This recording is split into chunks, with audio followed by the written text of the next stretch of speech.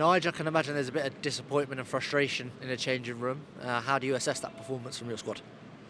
Yeah, we've not done enough in the second half to get something out of the game, and you know we haven't had an impact off the bench, which is disappointing, considering we got a talented bench tonight. Didn't get the impact that we needed, what the team needed.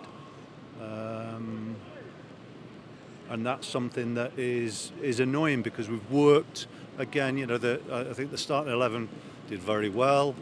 I think the back four were excellent tonight. Max as well. Our senior players really were very, very good. And you know, for the most part, we had another good performance. But unfortunately, we've switched off for the goal. A couple of players switched off for the goal. It's a bit lazy. It's a frustration. Anis didn't really have long enough to make an impact, but we didn't get the injection of energy and quality that I was expecting. When you have such a positive base to build on, like you said, it's really important that you capitalise on that in the final third and build on it in the second half. Yeah, but look, they weren't going to be, they couldn't be as passive as we made them in the first half. I think our game management was very good in the first half. There was an air of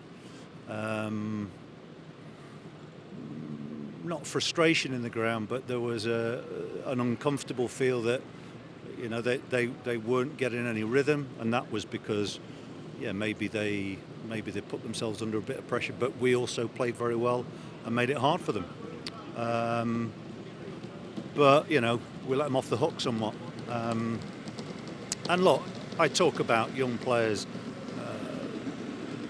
not always being able to hit the heights in terms of their form, but I expect them to run around in the same way.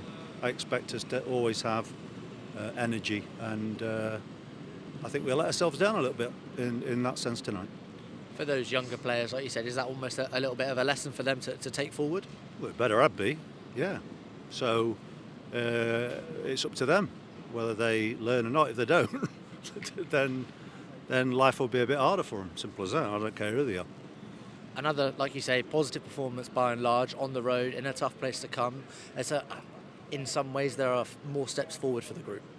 Yeah, but yes, in some ways, yeah. But 2 games, no points, and we should be doing better, and we will need to make adjustments if we want to move forward. So, you know.